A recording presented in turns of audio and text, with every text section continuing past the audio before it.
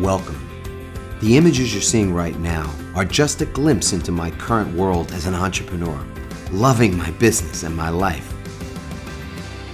And the truth is, it hasn't always been this way. And that's exactly what I'm going to share with you in this video. How I got here, and how you can too. So let's go on a bit of a journey together.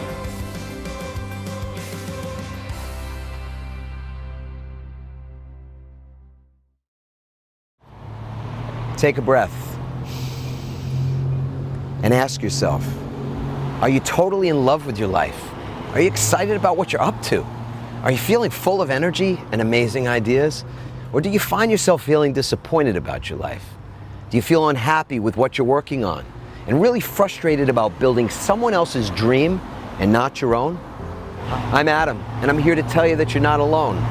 Did you know, according to a recent Harris poll, that 58% of people are in jobs or careers that they don't love? Pretty shocking the first time you hear it. So let me repeat that for you.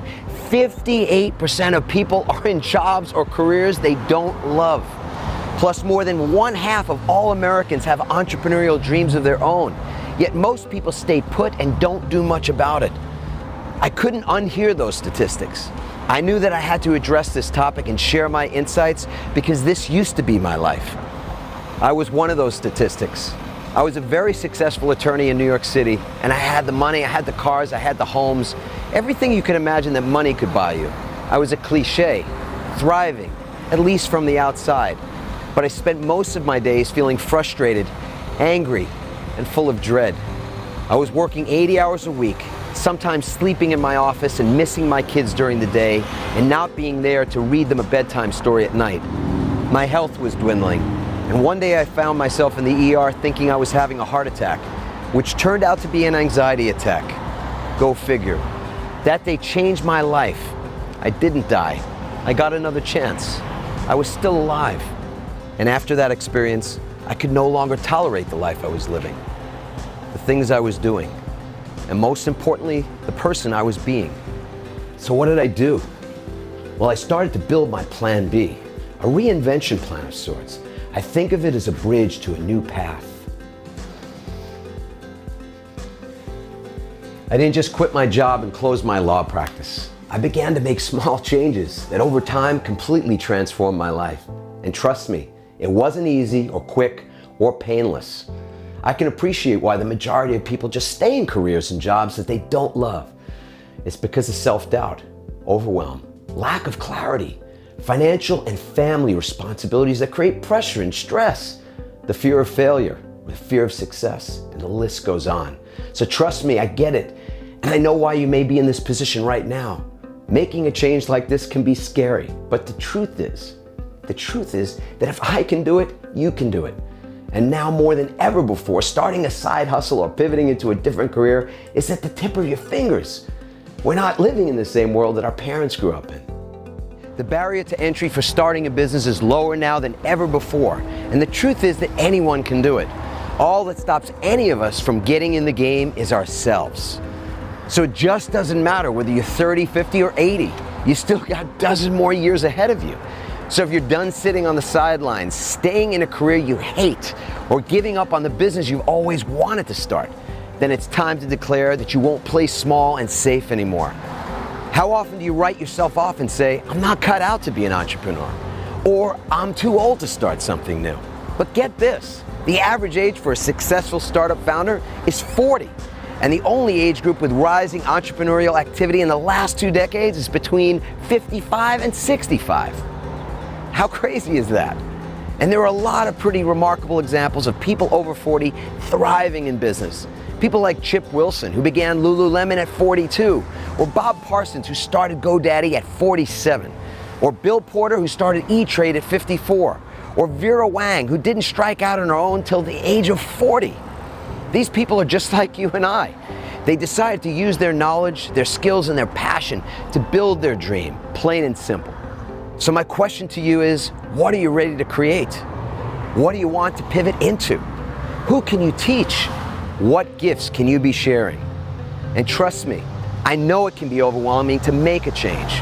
especially since the market can be so noisy. And personally, I can't stand to watch another one of those videos of a self-proclaimed expert or guru standing in front of their leased jet or in the garage of their rented mansion, talking in front of their on-loan Lamborghini. It's just for show. And what it doesn't show you is what it really takes to get there and actually stay there. What's really required is to become clear on what you want to create, build a strong foundation, and get around people that can help you develop and grow that thing. So it's the time to call upon your experience, your wisdom, your life lessons, and give yourself credit for the resilience, the maturity, and the patience you've cultivated, as those are vital qualities to any successful entrepreneur today. And this ain't just me saying this. The Harvard Business Review said that entrepreneurs get better with age. Even billionaire Carlos Slim, one of the richest people in the world, says that workers in their 60s are in their prime. Others argue that successful ideas come from need. Understanding of need comes with experience, and experience comes with age. So again, I ask, who can you be serving that you may not be right now? What expertise can you share with the world? What do you know that could benefit other people's lives? And most importantly, do you feel inspired to start something new or even invigorate something you may have created in the past? When you say yes to sharing your gifts, you're really saying yes to your life.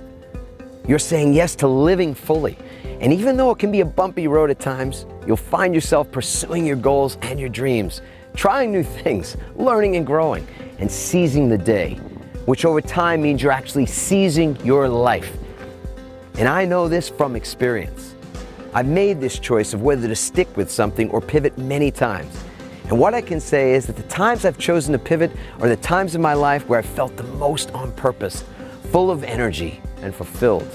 So do you want to start a food truck, teach surfing lessons, create a yoga studio, build a tech startup, speak and inspire others with your stories, or sell tons of product online?